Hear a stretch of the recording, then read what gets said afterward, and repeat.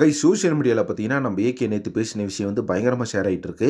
So, அதாவது என்ன சொன்னாரு அப்படின்னு பார்த்தீங்கன்னா, அங்க இருக்க ஆங்கர் அதாவது நேத்து ரேசிங் நடந்துருக்கும்போது, அந்த சர்க்யூட்ல இருந்த ஆங்கர் வந்து ஏகேட்ட என்ன இன்டர்வியூ எடுத்தாரு அப்படின்னா, "சார் பேட் பிட் வந்து இப்போ F1 படத்துல பண்ணியிருக்காரு. அதே மாரி உங்களுக்கு ஒரு ஆப்பர்ச்சுனிட்டி கிடைச்சாலோ, இல்ல பேட் பிட்டோட F1 படத்த உங்கள வச்சு டைரக்ட் பண்ண சொன்னாலோ, நடிக்க சொன்னாலோ நீங்க நடிப்பீங்களா?" அப்படின்ற மாரி கேட்டதுக்கு, "கண்டிப்பா நான் நடிப்பேன். ஃபாஸ்ட் அண்ட் ஃபியூரியஸ் F1 இந்த படத்தெல்லாம் நான் கண்டிப்பா பண்ணுவேன்.